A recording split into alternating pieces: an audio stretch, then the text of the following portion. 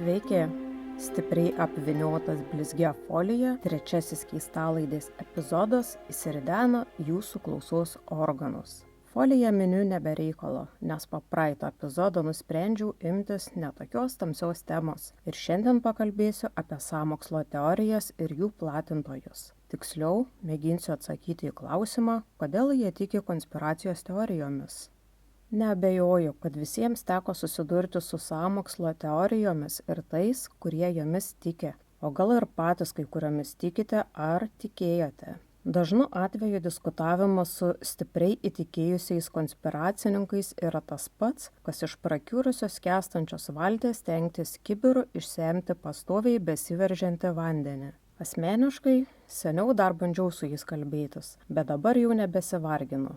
Nes žinau, kad ir kokį įrodymą bepateikčiau, konspiracininkas ir toliau tikės tuo, kuo nori tikėti. Turbūt ne man vienai teko arba iš draugų išmesti, arba bent jau virtualiai užtildyti ne vieną pažįstamą ar giminaitį, kuris šventai tikėjo, kad medicininėse kaukėse raitosi kirmeliukai. Pfizeris tik ir siekia visus sučiupuoti ir apskritai visas covidas yra sąmokslas prieš paprastus žmones. Jo, pandemijos metai nebuvo lengvi. Ir man, kaip smalsiam žmogui, kilo vienas didelis klausimas. Kodėl žmonės taip stipriai įtiki konspiracijų teorijomis? Žiūrint į kai kuriuos konspiracininkų įrašus, ėmiau galvoti, ar čia kaltas kritinio mąstymo nebuvimas, žemas išsilavinimo lygis, gal yra gilesnės viso to priežastis. Keista buvo matyti žmonės, kurias šiaip jau laikė adekvačiais, išsilavinusiais žmonėmis, besidalinant keiščiausiais kabutėse faktais. Ar aš čia kažko nesuprantu? Vedina šių klausimų prasėjau pro krūvelę mokslinių straipsnių. Nuorodas į juos pateiksiu keistalaidės puslapyje. Galėsite patys paskaityti, jei bus noro ir laiko. Tik įspėju, jog jie anglų kalba. Na ką, užsidėkime folijos kepurytės ir šokime į epizodą.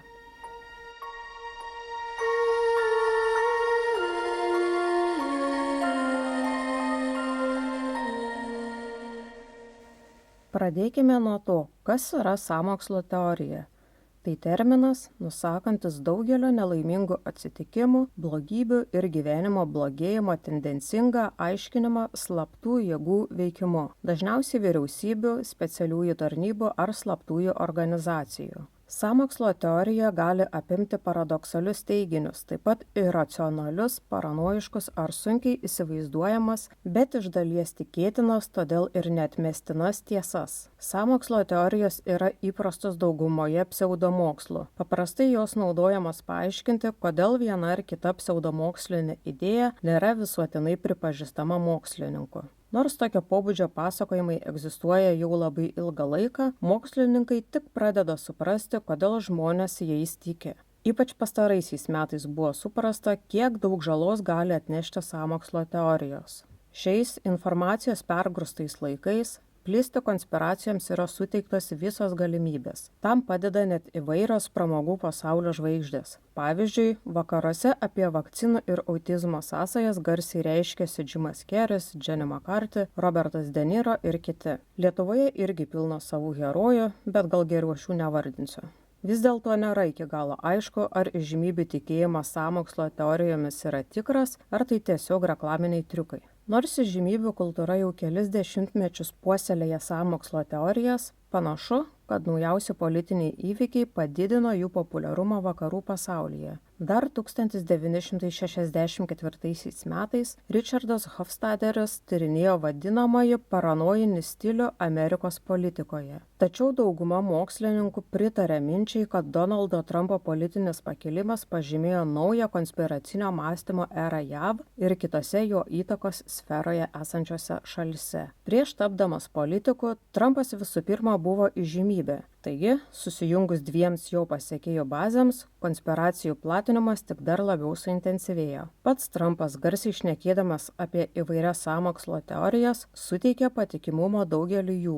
Pavyzdžiui, klimato kaita yra apgaulė, Barackas Obama gimė ne JAV, Bilas Clintonas įsakė nužudyti Vincą Fosterį, vakcinos sukelia autizmą ir daug kitų. Atrodo, kad Trumpas turi lentą su įvairių konspiracijų žemėlapiu, į kurią meta strėlytę, o kur ji nusileidžia apie tą sąmokslą ir pliurpia. Tačiau sąmokslo teorijos nėra tik modernių laikų išmislas. Jos gyvavo dar seniai, net tada, kai žmonės rinko žoleles ir medžiojo gyvūnus, kad išgyventų. Nuo Janomami genties Pietų Amerikoje iki Afrikos Azande. Todėl tampa aišku, jog šis reiškinys yra universalus dalykas. Medicinos pasaulyje konspiracijų teorijos buvo ir yra nuolatinis dalykas. Edvardo Jennerio vakcinos nuo raupų atradimas buvo svarbus žingsnis medicinos istorijoje. Tačiau šis įvykis pažymėjo naują sąmokslo kurstymo bangos pradžią. Visuomenė nelabai suprato, kaip veikia vakcinos. Ir gana greitai pasklido gandai, kad paskiepytiems žmonėms užaugs ragai. Čia reiktų prisiminti, jog vakcina atsirado iš karvių, o skiepai iš tikrųjų pražudys žmones. Nuo to laiko sąmokslo teorijos apie vakcinas neprarado savo populiarumo. 1998 metais Andrew Wakefield paskelbė straipsnį, kuriame teigė, kad MMR vakcinos yra susijusios su autizmu. Tačiau po kurio laiko paaiškėjo, jog Wakefieldo tyrimas buvo suklastotas ir neatitiko tikrovės. Jis buvo pašalintas iš vieno žinomiausių mokslinių žurnalų The Lancet, kuriame buvo publikuotas, o dauguma Wakefieldo bendraautorių taip pat pakeitė savo poziciją sufalsifikuoto tyrimo atžvilgiu. Pats Wakefieldas buvo užbanintas nuo medicininės praktikos Jungtinėje karalystėje. Viso to pasekoje Wakefieldas sukėlė naują moralinės panikos prieš skiepijimą bangą. Be to, jis užsidirbdavo iki $43 milijonų per metus, pardavinėdamas test kits. Čia, kaip suprantu, bandomieji rinkiniai autizmui nustatyti. O ko ne verslas nuo nulio? Bet žala skiepų reputacijai jau buvo padaryta, nes šitie Wakefieldo blėniai yra cituojami iki šiol. Žinoma, jo pasekėjai viską apibūdina kaip susidorojimą su Wakefieldu ir karštai tiki, jog jis dėl tariamos vakcinų žalos yra teisus. Pastaraisiais metais pasaulyje ėmė didėti tymų protrūkių skaičius. Šio reiškinio pagrindinis veiksnys yra tai, jog tėvai nusprendžia neskiepyti vaikų, baimindamiesi, kad jie gali tapti autistai. Remiantis Wakefieldo sąmokslo teorija, jo šalininkai mano, jog farmacijos įmonės neva žino, kad vakcinos nėra saugios, tačiau norėdamos didelio pelno, šią informaciją sąmoningai slepia. Man atrodo, kad didesnis pelnas farmacininkams ateina iš tymų gydymo, o ne vakcinos, bet ką aš žinau. Sąmokslo teorijos apie vakcinas dar labiau išpopuliarėjo ne vakarų šalyse. Pavyzdžiui, Pakistanas yra viena iš 3 likusių šalių pasaulyje, kurioje poliomielitas nebuvo išnaikintas. 10-ojo dešimtmečio pradžioje poliomielito paplitimas Pakistane buvo apie 20 000 atvejų per metus. Priežastis – nesėkmingos skiepijimo kampanijos. Pakistane vyrauja sąmokslo teorija, kad poliomielito vakcina yra CŽV sukurtos brūdos, kad musulmonai vyrai būtų sterilūs. Pasakojimai apie virusų kilmę yra labai populiarūs sąmokslo teorijose. AIDS irgi tapo šio reiškinio auka. Buvo teigiama, jog AIDS yra JAV vyriausybės išradimas, skirtas sumažinti juodaodžių populiaciją. Ši teorija ypatingai paplitusi tarp afroamerikiečių, todėl jie linkę rečiau naudoti prezervatyvus. Be to, 2005 metų tyrime paaiškėjo, jog šioje bendruomenėje taip pat vyrauja įsitikinimas, jog gimstamumo kontrolės metodai yra genocido planas, todėl prezervatyvų vartojimas ir toliau mažėja, taip paverčiant seksą nesaugiu. Turėkime omenyje, kad šitas tyrimas vyko beveik prieš 20 metų, tai tikiuosi, kad situacija šiuo metu yra geresnė. Be ankstesnių postringavimų apie neva tikrąją AIDS kilmę yra ir kita sąmokslo teorija, pagal kurią živ nesukelia AIDS, o retrovirusiniai vaistai iš tikrųjų yra daugelio AIDS sergančių pacientų mirties priežastis. Ši konspiracijos teorija ypač populiari Afrikoje į pietus nuo Saharos, o įvairūs žinomi vietos politikai suteikė jai svorio propaguodami ją. Nenuostabu, kad ši AIDS neigimo forma pridarė daug žalos Afrikoje. Kitas virusas, kuris dažnai atkreipia konspiracininkų dėmesį, yra Ebola. Sąmokslo teoretikas Leonardas Horovicas labai aktyviai propagavo idėją, kad Ebola gamina JAV vyriausybė, todėl kai kurie jo pasekėjai rekomendavo neskiepyti vaikų nuo jokių ligų. Žodžiu, visokie patvoriniai pseudomokslininkai žino geriau. Sąmokslo teorijos plinta labai lengvai. Nors socialinių tinklų technologinė pažanga vaidina svarbu vaidmenį jų sklaidoje, vis dėlto tiesa, kad net iki industrinėme pasaulyje be žiniasklaidos technologijų sąmokslo teorijos lengvai plito iš lūpų į lūpas. Konspiracininkai remiasi gandais, o kognityvinis mokslas atliko reikšmingų tyrimų, patvirtinančių, kaip apkalbos yra įsišaknijusios žmogaus smegenyse. Svarbu nepamiršti, kad gandai savaime nėra tas pats, kas sąmokslo teorija. Paskalų skleidimas yra kasdienis žmogaus elgesys. Mes esame linkę skleisti gandus, bet nebūtinai kurti sąmokslo teorijas. Kad sąmokslo teorijos atsirastų, tikriausiai reikia papildomų psichologinių ir sociologinių aplinkos sąlygų, kurios palengvintų jų vystymąsi. Tačiau šie pokyčiai galiausiai yra sukurti remiantis biologiniu smegenų pagrindu, kuris skatina žmones užsiimti tokia veikla kaip apkalbos. Apkalbos buvo svarbus elementas žmogaus evoliucijai ir prisitaikymui. Robinas Dunbaras gina požiūrį, kad pagrindinis kalbos atsiradimo veiksnys yra pačios paskalos. Yra manoma, kad 80% mūsų pokalbių yra apie kitus žmones. Tikėtina, kad hominidai turėjo sudaryti grupes, kad užtikrintų išlikimą, o didžiausią grėsmę jiems kėlė ne tik plėšrūnai, bet ir kitos grupės. Taigi, siekiant užtikrinti grupės aljansą kaip gynybą nuo kitų, nuolatinės apkalbos buvo būdas sutvirtinti ryšius ir atskirti asmenis, kurie suvokiami kaip pavojingi. Esant tam tikroms sveikatos problemoms, žmonės visada turės polinkį kalbėti apie kitus žmonės susijusius su šiomis problemomis. Vadinasi, pokalbis taps įdomesnis, jei ligų kaltininkai bus ne tik mikroorganizmai, vėžinės ląstelės ar nesveikas maistas, o kiti žmonės. Na, o paskalos apie kitus žmonės turi tendenciją greitai sklisti. Čia prisimenu tarptautinį gandą apie Marilyn Manson, kurio esmė yra ta, jog jam buvo pašalinti šonkauliai, kad jis galėtų patogiau susilenkti ir, sakykime, atlikti čiulpinuko veiksmą savo. Kažkurio interviu metu jis pats žvengė iš šio gando. Nors memetikos disciplina buvo nuolat kritikuojama, tyrinėjimai, kaip lengviau skleisti idėjas, padarė didelę pažangą. Taip, čia susiję su memais. Dabar pagalvokite, kodėl kai kurios idėjos įsimena lengviau nei kitos. Yra tokia koncepcija, angliškai vadinasi minimally counterintuitive effects. Lietuviškai bandžiau išversti, bet gavosi nekas. Kažkas panašaus į minimaliai prieštaringi efektai. Žodžiu, vertėjai mokslininkai galit pasireikšti. Paprastai tariant, šiek tiek neįprastos ar stebinančios idėjos yra lengviau įsimenamos. Kai kalbame apie sąmokslo teorijas, tyrimuose teigiama, jog žmonės, kurie yra linkę jomis tikėti, remiasi savo intuicija, o ne analitiniu mąstymu. Ir dar vienas įdomus dalykas. Konspiracijų teorijos tampa dar populiaresnės, kai turi šiokį tokį netikėtą posūkį ir šiek tiek prieštarauja intuicijai. Taigi, kuo keistesnė, bet ne per daug keista idėja, tuo didesnė tikimybė, kad ji išliks mūsų galvose. Religinės sąvokos tokios kaip laumės, pusdieviai, gydomosios galios, stebuklai ir taip toliau yra lengviau įsimenami, nes jie išeina už įprastinio suvokimo ribų ir nepaiso to, kaip viskas vyksta įprastai. Taip pat sąmokslo teorijos gana lengvai prilimpa, nes jos apima ne tokias kasdieniškas sąvokas. Nereikia tikėtis, kad kiekvieną mielą dieną blogiukai mokslininkai laboratorijose gamins mirtinus virusus arba kad odontologai imsis vandens fluoravimo, kad žmonės taptų kvailesni. Tokios prieštaringos koncepcijas priveda prie to, jog konspiracininkai prisigalvoja savo prieštaraujančių teiginių. Pavyzdžiui, tyrimai rodo, kad daugelis žmonių, manančių, kad princesė Diana inscenizavo savo mirtį, taip pat mano, kad ją nužudė karališkoji šeima. Be to, medicinos sąmokslo teorijos dažnai teigia, kad farmacininkai pelnosi iš to, jog žmonės perka neveiksmingus vaistus nuo vėžio ir tokiu būdu leidžia jiems mirti. Tačiau tuo pat metu išlaiko juos gyvus, kad jie ir toliau išliktų klientais. Medicininės sąmokslo teorijos daugeliu atveju yra klaidingos, tačiau jos nėra neįprastai keistos.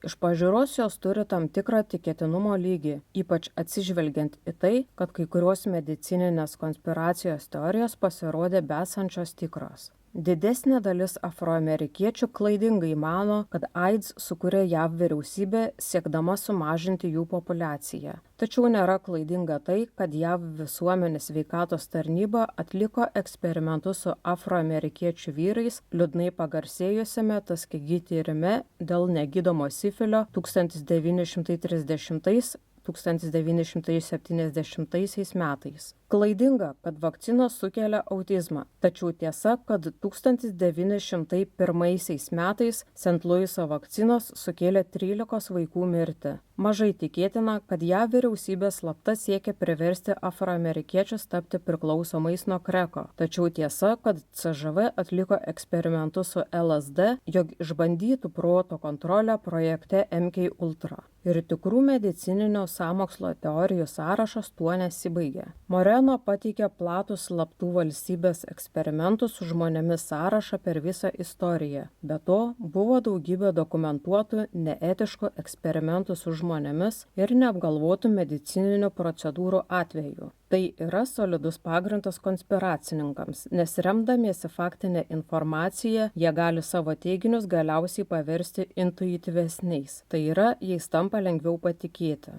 Markas Fensteris netgi mano, kad sąmokslo teorijos gali pasitarnauti etiniais tikslais, nes demokratinėse visuomenėse, kuriuose viešoji nuomonė yra stipri jėga, į kurią reikia atsižvelgti, jos suvaldo galimus konspiracininkus. Tačiau įrodymai labiau rodo, kad sąmokslo teorijos turi daug žalingų socialinių ir psichologinių padarinių. Socialiniu lygmeniu sąmokslo teorijos empiriškai siejamos su populizmu, politiniu ekstremizmu ir pakraščių grupių radikalėjimu. Psichologiniu lygmeniu tyrimai rodo, kad tikėjimas sąmokslo teorijomis siejamas su paranoja, šizotipija, narcisizmu ir nesaugiu prisirišimu. Tiesą sakant, nuo pat Hofstaderio knygos Paranoidinis stilius Amerikos politikoje išleidimo buvo daroma prielaida, kad sąmokslo teoretikai kenčia nuo psichopatologijos susijusios su paranoja. Tiesa, kai kurie įtakingi sąmokslo teoretikai buvo labai paranoiški. Pavyzdžiui, Nesta Weber niekada neateidavo atidaryti durų nesinešdama ginklo. Tačiau dabar sutariama, kad dauguma konspiracininkų nėra patologiški būtent todėl, kad jų įsitikinimai galiausiai remiasi kognityvinėmis tendencijomis, kurios yra neurologiškai susietos ir tikriausiai turi gilią evoliucinę kilmę. Paranoja veikia asmeniniu lygmeniu. Asmuo jaučiasi asmeniškai užpultas. O sąmokslo teorijos yra susijusios su grėsmės kaip grupės suvokimu. Ir net jei sąmokslo teoretikai jaučiasi paranojiški asmeniniu lygmeniu, tai nebūtinai yra patologija, nes paranojiniai bruožai egzistuoja bendroje populiacijoje.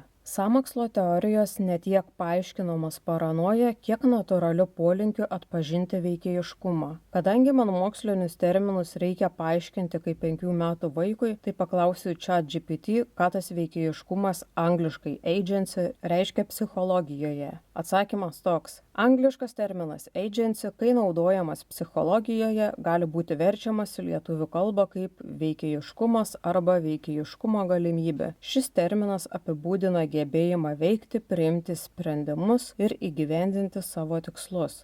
Tai psichologinis terminas, kuris nagrinėja asmeninę galimybę valdyti savo elgesį ir veikti savarankiškai. Nežinau, ar man tapo aiškiau nuo to paaiškinimo, bet pagalvojau, kad verta pasidalinti, jei ne man vienai sunku su tam tikrais terminais. Žodžiu, einam toliau. Šiuo atžvilgiu svarbus yra Steve Guthrie kognityvinės religijos mokslas. Pagal jo teoriją, religiniai įsitikinimai daugiausiai kyla dėl žmogaus smegenų polinkio priskirti veikėjiškumą ir atpažinti modelius, dažniausiai pasireiškiančius antropomorfizmo formą. Čia kai sužmoginami gyvūnai, gamtos reiškiniai ar kiti objektai. Tas pats principas taikomas ir sąmokslo teorijoms. Empiriškai įrodyta, kad polinkis atpažinti veikėjiškumą negyvuose dirgikliuose numato tikėjimą sąmokslo teorijomis. Evoliuciškai veikėjiškumo atpažinimas buvo svarbus pranašumas, kaip numatytų klaidų valdymo teorija pagal principą geriau saugotis nei vėliau gailėtis. Kaip paaiškina Gray ir Wegneris, esant plėšrūnų grėsmei, atsitiktinai, didelė kaina neveiksmingai atpažįstant veikėjiškumą ir žema kaina neteisingai juos atpažįstant rodo, kad žmonės turi hiperaktyvų veikėjiškumo aptikimo įrenginį, kognityvinį modulį, linkusi priskirti įvykius aplinkoje veikėjiškumo elgesiui. Medicininėse sąmokslo teorijose nelaimingi įvykiai, pavyzdžiui, kokio nors viruso protrūkis, negali įvykti atsitiktinai. Už jo turi būti koks nors veikėjas.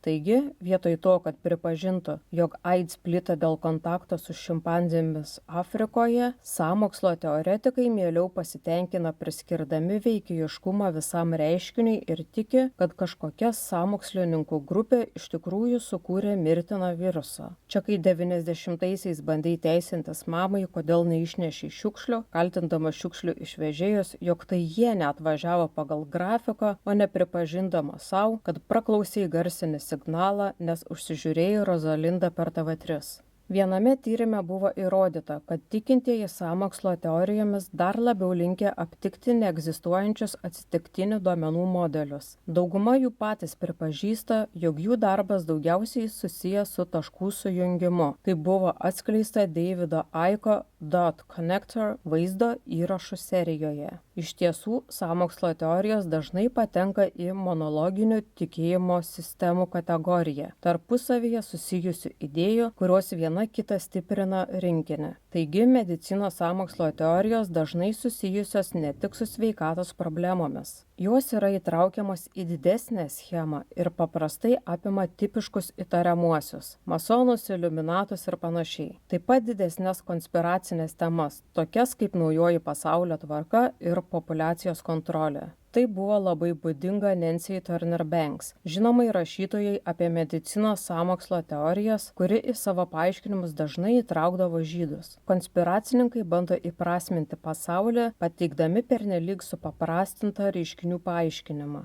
Paprastai tai daroma sutelkiant dėmesį tik į vieną idėją bei aiškinant visą kitą būtent tą idėją. Monologinis sąmokslo teorijų aspektas turi dvi svarbias pasekmes. Pirma, kadangi viskas susiję su didžiuliu sąmokslu, vienintelis geriausias tikėjimo viena sąmokslo teorija prognozuotojas yra tikėjimas kita sąmokslo teorija. Antra, kadangi sąmokslo teorijos viena kitą sustiprina, jos galiausiai tampa nepataisomos. Prieš jas nukreipti įrodymai interpretuojami kaip konspiracinių pastangų jas nuslopinti įrodymas, taip patvirtinant pirminę sąmokslo teoriją. Tai galiausiai tampa kognityvinio disonanso forma. Sviestas sviestuotas. Kaip viename garsiame tyrime 1957 metais dokumentavo Festingeris, kai asmenys tvirtai laikosi įsitikinimų, kurie pasirodo esą neteisingi, tai sukelia diskomfortą. Tačiau tik retais atvejais asmenys pripažins, kad klydo. Dažniau asmenys prisitaikys prie šio diskomforto, pakoreguodami pirminį įsitikinimą, kad jam prieštaraujantis įrodymai dabar galėtų būti interpretuojami kaip patvirtinantis pirminį įsitikinimą. Liaudiškai tariant, vartosi iš gaidžio. Kadangi sąmokslai yra įtraukti į neva tai didžiulę schemą, taip pat yra tendencija aiškinti reikšmingus įvykius didelėmis priežastimis. Tai yra vadinamasis proporcingumo šališkumas. Sąmokslo teoretikai negali susitaikyti su tuo, kad kažkas tokio didelio ir mirtino kaip AIDS epidemija kilo iš tokio nereikšmingo dalyko kaip atsitiktiniai šimpanzių ir žmonių kontaktai. Jų nuomonė, toks didelis reiškinys turi turėti reikšmingesnių priežasčių, pavyzdžiui, blogiukai mokslininkai kuria živ, kad išnaikintų tam tikras populiacijas. Robas Brothertonas 2013 metais puikiai pastebėjo, kad yra daugybė sąmokslo teorijų apie Kenedžio nužudymą, tačiau labai mažai apie Ronaldo Reigano pasikėsinimą. Skirtumas tarp abiejų atvejų rodo šį proporcingumo šališkumą. Kadangi pirmojo atveju prezidentas buvo nužudytas, ieškoma didelių paaiškinimų. Antruoju atveju prezidentas išgyveno, todėl sąmokslo teorijas apie tą įvykį greitai liko užmarštyje. Taip yra ir su medicininių reiškinių paaiškinimais. Viename konkrečiame tyrime 2010 metais Ebel Lam nustatė, kad kai tiriamieji skaito apie ligos protrūkį, kuris nesukelia mirties, jie mažiau tiki, kad protrūkis buvo tyčinis. Priešingai, kai kita tiriamųjų grupė skaito istoriją, kurioje protrūkis iš tikrųjų baigėsi mirtimi, jie labiau linkę tai priskirti sąmokslui. Konspiracininkams nelaimingi atsitikimai atsitikimai neegzistuoja. Jiems kur kas priimtiniau galvoti, jog vienas ar kitas įvykis buvo iš anksto suplanuotas ir paremtas piktais kėslais. Sąmokslo teoretikai turi daugiau sunkumų priimdami sutapimus ir gali priešintis minčiai, jog įvykiai, kurie paviršutiniškai atrodo susiję, iš tikrųjų neturi jokių sąsajų. Pavyzdžiui, dauguma autizmo simptomų pirmą kartą pastebimi, kai vaikui sukanka 3 metai. Skiepijimas MMR vakcina įvyksta šiek tiek vėliau. Vadinasi, sujungdami taškus, konspiracininkai papuola į post hoc ergo propter hoc klaidingą argumentaciją. Po to vadinasi dėl to. Ir neteisingai mano, jog vien dėl to, kad MMR vakcina yra suleidžiama prieš pasirodant pirmiesiems autizmo simptomams, pirmoji sukelia pastarąjį. Žmonės prigimtinai linkę išsiaiškinti kitų ketinimus, tačiau ši tendencija ypač sustiprėja nerimo sąlygomis. Viename konkrečiame tyrime nerimą patiriantis asmenys buvo labiau linkę suvokti modelius atsitiktinė taškų seka. Kaip 92 metais teigia Malinovskis, magiškasis mąstymas tampa ypač vyraujantis netikrumo akivaizdoje. Prieštaringas elgesys, kuris taip pat sujungia taškus, nustatydamas priežastinius ryšius tarp nesusijusių reiškinių, tampa ryškesnis sunkumų laikais. Taigi tikėtina, kad sąmokslo teorijų pagausėja krizių metu, ypač marginalizuotose populiacijose, kurios susiduria su didesniais iššūkiais. Tai buvo empiriškai patvirtinta. Sąmokslo teorijos dažniau pasirodo gaisrų, bado, epidemijų ir karų kontekste. Bejėgiškumo jausmas taip pat iššaukia konspiracinius įsitikinimus. Žmonės, kurie sieja vakcinas su autizmu, dažnai patys yra autistiškų vaikų tėvai. Autizmo priežastis nėra žinoma, nėra ir gydymo. Todėl tokiais atvejais bejėgiškumo jausmas yra didelis. O tai tik patvirtino konspiracinė teorija, kad visa tai yra sąmokslas. Priešingai, diabetas turi nusistovėjusias priežastis ir geresnės gydymo perspektyvas, ko pasekoje diabetas nelabai figūruoja konspiracijose. Empiriniai tyrimai taip pat teigia, kad konspiraciniai įsitikinimai yra ypač žymus tarp stigmatizuotų mažumų grupių narių. Baltieji krikščionys amerikiečiai greičiausiai nesiginčys, kad JAV vyriausybė siekia juos paversti steriliais, tikriausiai todėl, kad jie nėra stigmatizuoti. Tokį teiginį dažniau pateikia afroamerikiečiai arba musulmonai, kurie labiau jaučia diskriminacijos pasekmes. Nerimą keliančios situacijos lengviau sukelia vadinamąsias kontrolės iliuzijas. Ir tai iš dalies paaiškina, kaip sudėtingose situacijose atsiranda magiškasis mąstymas, kaip būdas kontroliuoti pasaulį. Šiuo atžvilgiu sąmokslo teorijos taip pat veikia panašiai, kaip religijos bei nesuprantamų reiškinių paaiškinimai. Gana sunku suprasti, kaip fluoridas padeda išvengti ėduonies. Susidūrus su nerimu, kurį sukelia žinių trūkumas, lengviau paaiškinti, kad fluoridas ir jo naudojimas vandenyje iš tikrųjų yra suktas komunistų sąmokslo sunaikinti Ameriką. Todėl sąmokslo teorijos sukuria paaiškinimo gilumo iliuziją, o geriausias būdas konspiracininkams įsitikinti, kad jie eina teisingu aiškinimo keliu, yra nuolatinis patvirtinimo šališkumas, angliškai confirmation bias. Be to, Danas Perberis teigia, kad net kai religingi tikintieji arba sąmokslo teoretikai žino, kad jų teorijos nepakankamai gerai paaiškina reiškinius, į kuriuos jie atkreipia dėmesį, jie vadovaujasi metareprezentacijomis, paveda ekspertams užpildyti detalės ir toliau laikosi savo įsitikinimu. Pasak Neubergo, žmogaus smegenyse yra pavojų valdymo sistema, kuri padeda atpažinti grėsmes ir jų išvengti. Tačiau ši grėsmių valdymo sistema dažnai duoda priešingą rezultatą, interpretuodama situacijas kaip pavojingas, nors jos tokios iš tikrųjų nėra. Taip žmonės pradeda manyti, kad fluoridacija, retrovirusai, vakcinos ir kita yra pavojingi.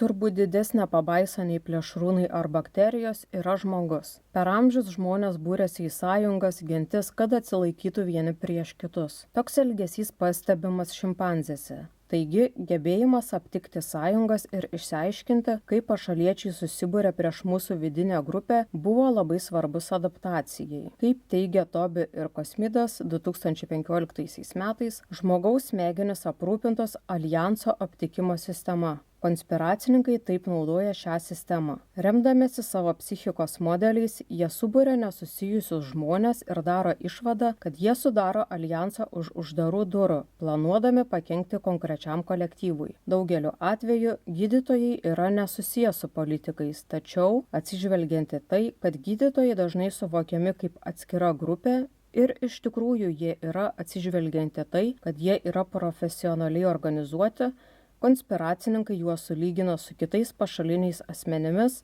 ir įsivaizduoja, kad jie sudaro koalicijas, siekdami įvykdyti sąmokslą prieš pacientus. Alijanso aptikimo sistemos sustiprina mes prieš juos mentalitetą. Tai labai būdinga nacionalizmui ir nenuostabu, jog empiriškai buvo nustatyta, kad sąmokslo teorijos yra susijusios su kolektyviniu narcisizmu.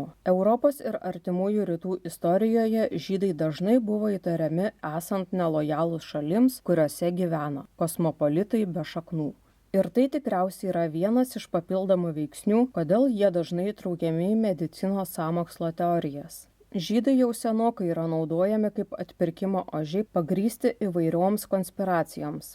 Prisiminkime Siono išminčių protokolus. 1903 metais padirbta klastotė, kurioje tariamai aprašomas slaptas susirinkimas, kuriuo metu žydų vyresniųjų grupės narys išdėsto velnišką pasaulio užvaldymo sąmokslą. Protokolų istoriją papasakojo istorikas Normanas Konas, aprašęs, kad jie buvo panaudoti žydų žudynėms Rusijos pilietinio karo metu pateisinti ir tapo neatsiejama nacių ideologijos dalimi. Hitlerio cituojami protokolai padėjo paruošti dirvą holokaustui.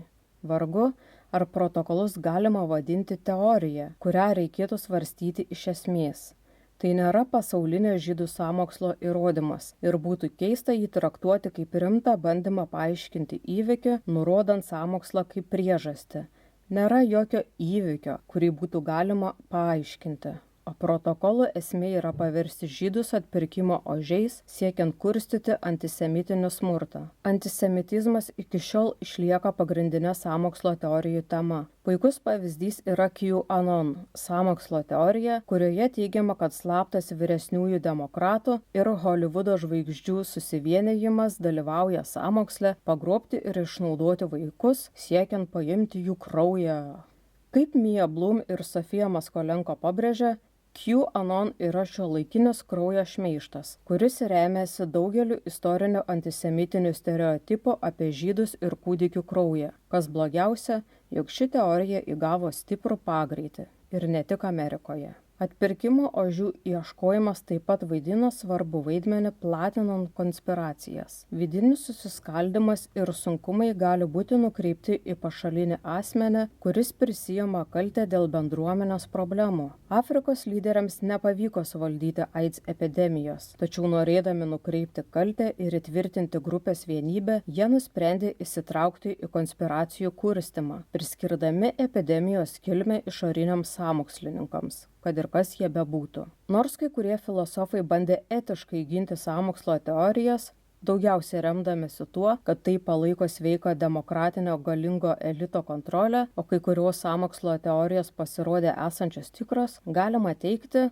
kad jos daro daugiau žalos nei gero. Kaip minėta anksčiau, sąmokslo teorijos turi žalingą socialinį ir psichologinį poveikį, o ypač medicinos srityje, kadangi daro įtaką netinkamam elgesiui su sveikata. Bandymai konspiracininkams įrodyti, jog jų teorijos yra klaidingos, dažnai atsimuša atgal.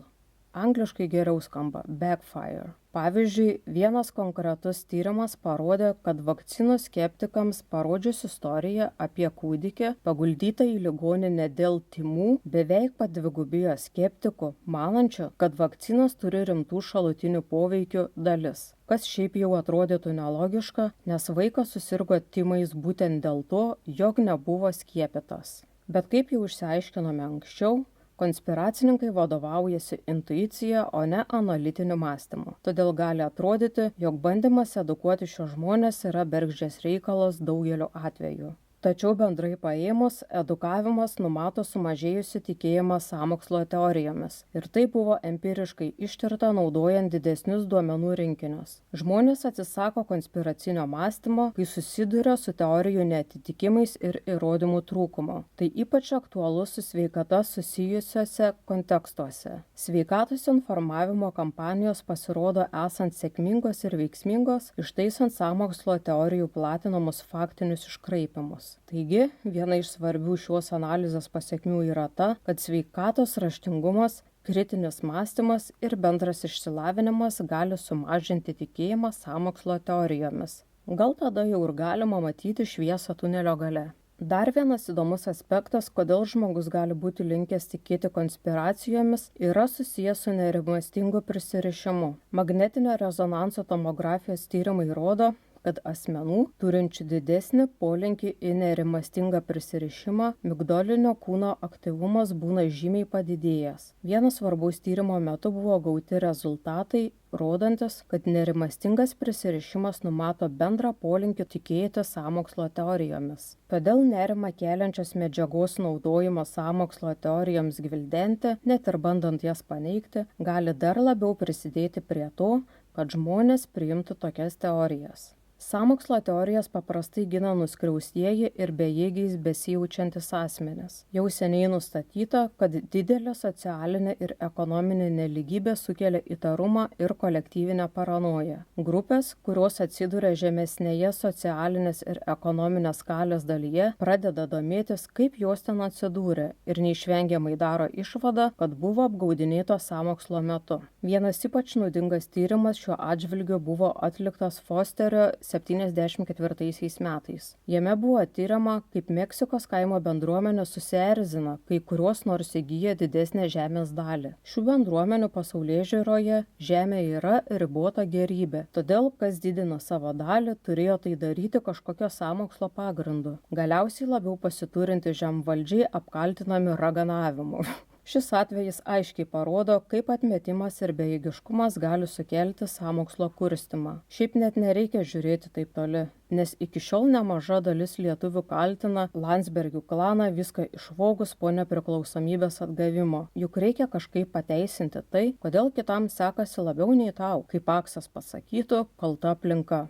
Kad jau paminėjau Paksą, toliau pakalbėsiu šiek tiek apie narcisizmo įtaką sąmokslo teorijoms. Vieno tyrimo metu mokslininkai pasiūlė idėją, kad narcizai gali pritarti sąmokslo teorijoms dėl savo padidėjusios paranojos. Narcizai yra linkę manyti, kad kiti tyčia ir piktybiškai siekia su jais susidoroti. Narcisistinis antagonizmas taip pat gali padidinti sąmokslo teorijų psichologinį patrauklumą dėl kitų veiksnių. Yra įrodymų, rodančių dominavimą ir kontrolę poreikius, kurie atrodo nuspėja konspiracinius įsitikinimus, ypač kaip būdas susidoroti su numatomu pralaimėjimu. Sąmokslo teorijos gali padėti kaltinti kitus dėl savo nesėkmių ar nelaimių, nes jos nustato konkrečią grupę, kuri galėtų būti naudojama kaip atpirkimo ožys. Suderinami įrodymai gaunami iš tyrimo, siejančių konspiracinius įsitikinimus ne tik su narcisizmu, bet ir kitais vadinamaisiais tamsiais asmenybės bruožais, kuriems ypatingas bejausmiškumas ir manipuliatyvumas, psichopatija ir makiavelizmas.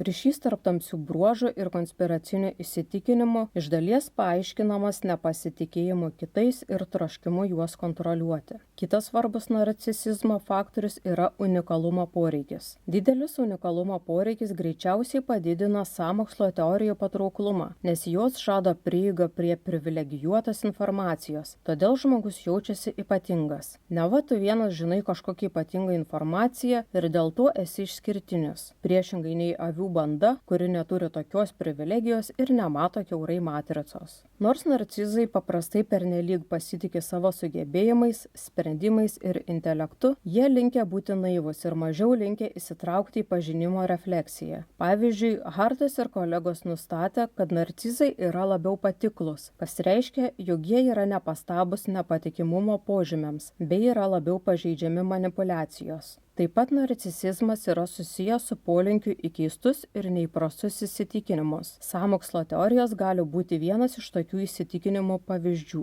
Be to yra įrodymų, kad patiklumas stiprina ryšį tarp narcisizmo ir konspiracinių įsitikinimų. AHZD ir jo kolegų atliktas tyrimas parodė, kad ryšys tarp narcisizmo ir pritarimo COVID sąmokslo teorijoms buvo ypač ryškus tarp tų, kurie nuo pat pradžių nebuvo skeptiškai nusiteikę konspiracinio tipo socialinių tinklų įrašams. Daugybė tyrimų rodo, kad sąmokslo teorijos gali būti patrauklios ne tik tiems, kuriems būdingas individualus narcisizmas, bet ir kolektyvinis narcisizmas. Įsitikinimas, kad jų grupė yra išskirtinė ir nusipelno ypatingo elgesio. Kolektyvinis narcisizmas numato tikėjimą sąmokslo teorijomis apie išorinės grupės, pavyzdžiui, kaltindamas jas dalyvavimu didelio atgarsio sulaukusiuose įvykiuose, tokiuose kaip 2019 metais įvykusi Smolensko lėktuvo katastrofa, kai žuvo nemaža dalis Lenkų valdžios. Kolektyvinis narcisizmas taip pat buvo siejamas su tikėjimu prieš mokslą nukreiptomis sąmokslo teorijomis apie vakcinas, COVID ar klimato kaitą.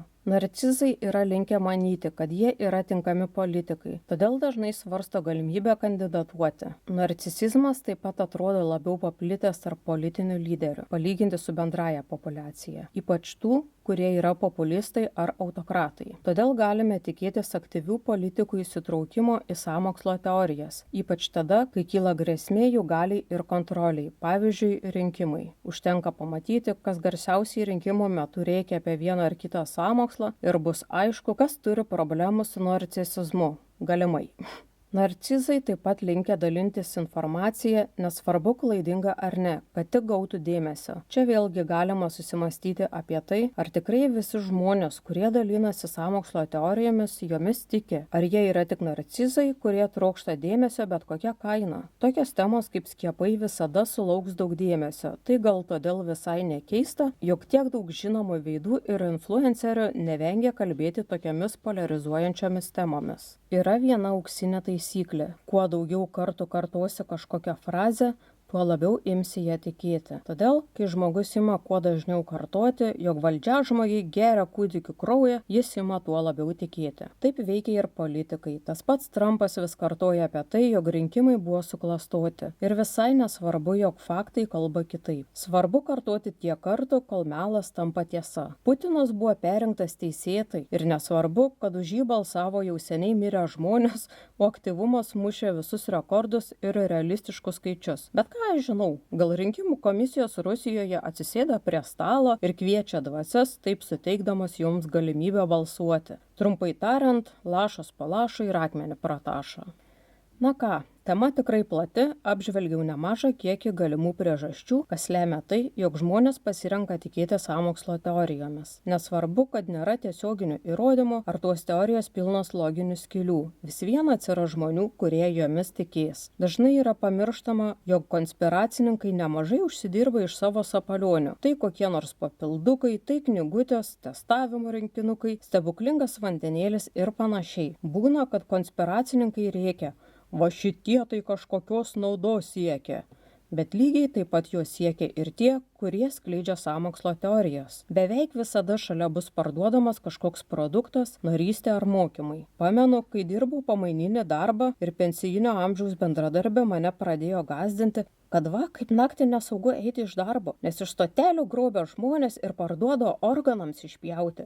Žinokit, drąsos nepridėjo, nes po darbo vos nebėgdavau namo. Nesakykit tokių dalykų žmogui, kuris ir taip turi problemų su nerimu. Geriau apie chemtrailus ir acto garinimą paklausyti.